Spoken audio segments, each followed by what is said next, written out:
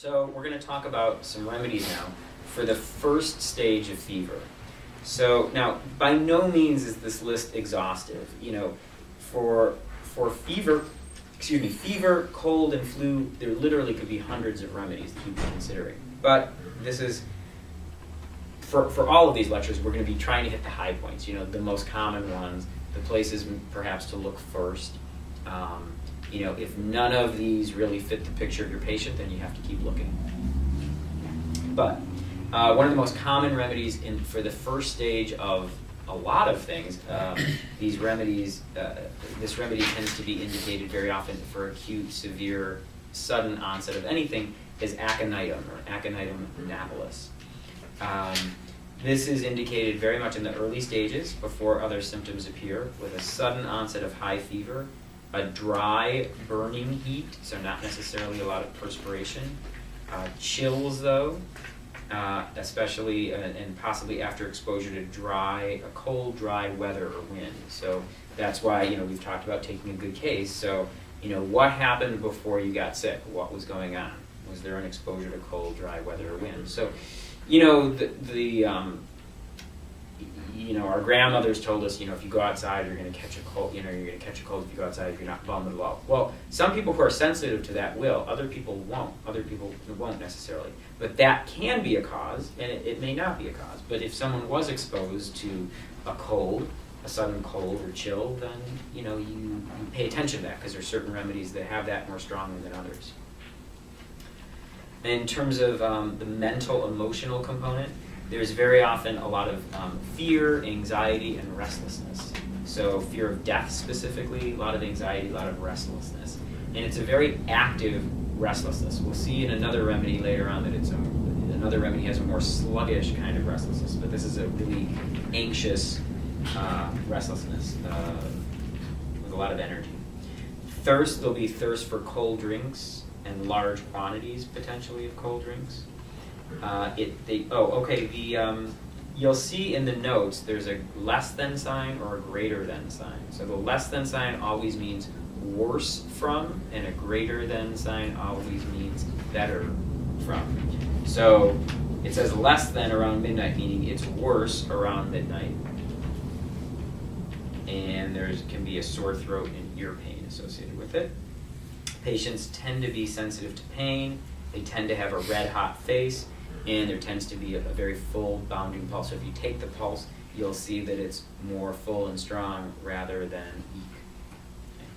Okay. And all of these, again, generally speaking, all of these symptoms I'm going to be describing, it's always, we're talking about a tendency to. So the patient has a tendency to have this anxiety or a tendency to have, doesn't mean that you're going to have every single symptom is going to fit the patient exactly. If it did, you know, homeopathy would be a whole lot easier to practice, but it doesn't usually. So you'll have usually only a handful of a dozen symptoms to prescribe on. But the key is that the symptoms that you see most strongly, most intensely in the patient, you want those to match the symptoms that are the most strong symptoms of the remedy. And as we go through, I'll kind of point out what gets more weight than others. Like, you know, I mean, this is pretty much a highlight because we'll go into aconitum in much greater detail, but these are the highlights. So, you know, if you see a patient who's not anxious at all, whose fever came on gradually, it's not the case of aconitum. Did you have a question? Some of these symptoms I noticed from what I studied of homeopathy can be very extensive too, like you were saying. I mean, they can have as many as, like you said, 50 different symptoms. Exactly. So we're going to go into greater detail on some of these a little later in the lecture, and others we're just going to kind of keep it simple for today. Sure. Okay, so the next remedy is belladonna.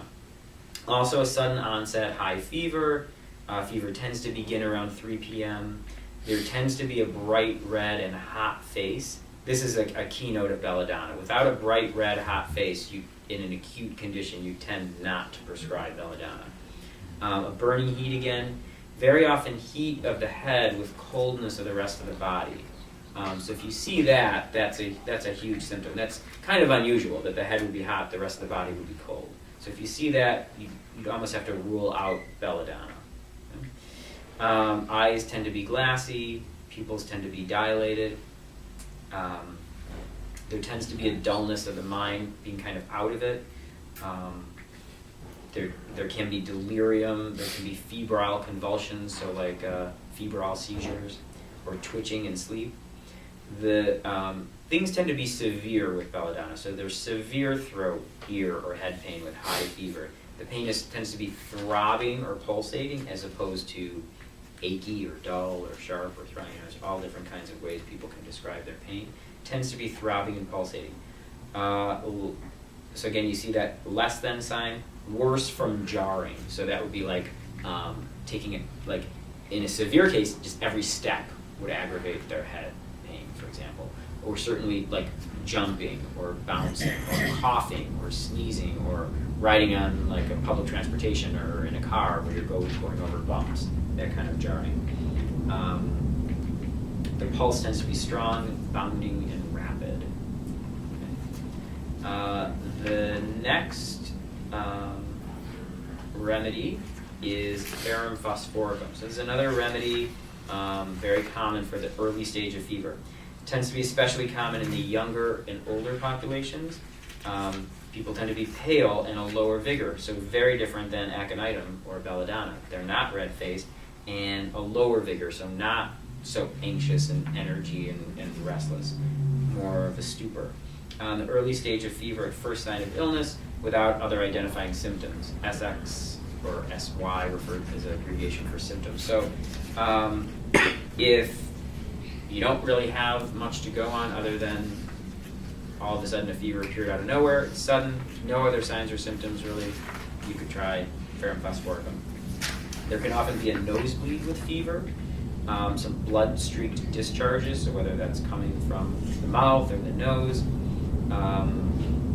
throbbing headache, and flushes red easily. So it's pale, but they can flush red easily. And the 6 keynotes, so keynotes are, I think it's kind of self-explanatory, but keynotes are the hallmarks, the main symptoms, the symptoms that are really strong.